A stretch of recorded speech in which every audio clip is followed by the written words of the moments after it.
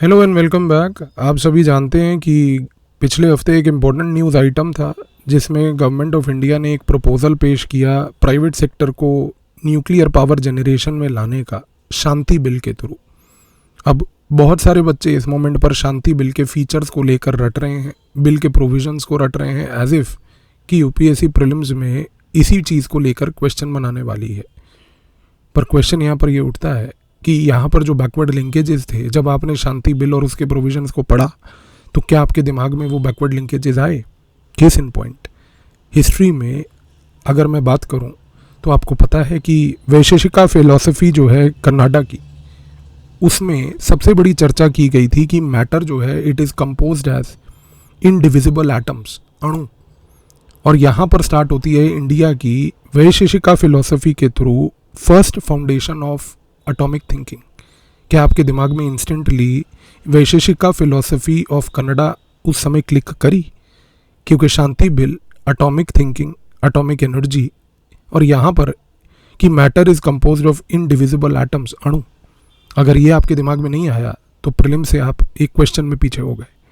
Similarly geography में जब आपने ये बिल को पढ़ा तो क्या आपने अपनी एटलस खोल के उस समय ये चीज़ को ऑब्जर्व किया कि इंडिया के न्यूक्लियर प्लांट्स कौन से स्टेट्स में और कहाँ पर लोकेटेड हैं?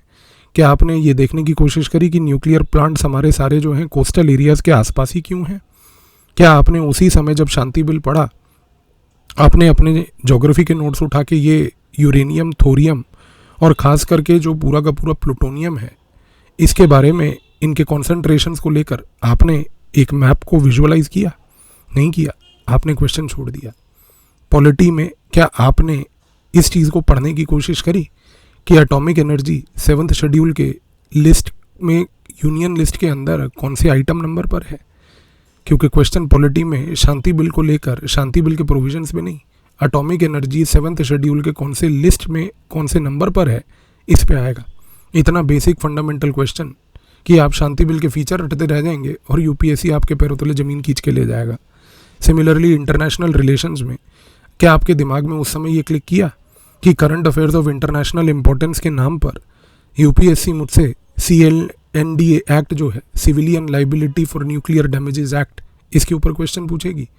क्या आपने जब शांति बिल पढ़ा उस समय आपने न्यूक्लियर सप्लायर्स ग्रुप, उसकी फॉर्मेशन और उसके मेंबर्स को पढ़ा? नहीं पढ़ा, आप एक क्वेश्चन से पीछे रह गए क्योंकि ये बैकवर्ड लिंकेजेस हैं। क्या इकोनॉमिक्स में आपने इंडिया की डीकार्बनाइजेशन स्ट्रैटेजी का जो नीति आयोग का पेपर है, उसके प्रोविजंस और स्ट्रैटेजी और अप्रोच चीज़ें पढ़ी? नहीं पढ़ी ना, आप रह गए। बैकवर्ड लिंकेजेस यही चीज़ होती है। साइंस एंड टेक्नोलॉजी में जब आपने शांति बिल पढ़ा, क्या आपने उस समय स्मॉल मॉड्यूलर रिएक्टर का कॉन्सेप्ट देखा? पता है क्यों? क्योंकि पूरा कोर ऑफ द बिल एक ही चीज़ पर निर्भर है, स्मॉल मॉड्यूलर रिएक्टर्स। पर आपने अगर वो चीज़ नहीं पढ़ी तो आप सोचिए कि आपने एक बहुत बड़ी चीज़ यहाँ पर मिस कर दी। यही हैं जो बैकवर्ड लिंकेजेस मैं आपको कह रहा हूँ कि अगर आप नहीं करेंगे और जब आप किसी भी पर्टिकुलर न्यूज़ आइटम को देखकर अगर आपके दिमाग में ये न्यूरल थिंकिंग इस तरीके की नहीं चलेगी कि what are these kind of backward linkages जो सिलेबस में आ रहे हैं, और जैसे ही ये न्यूरल माइंड मैप नहीं बनेगी आप प्रॉब्लम में आएंगे।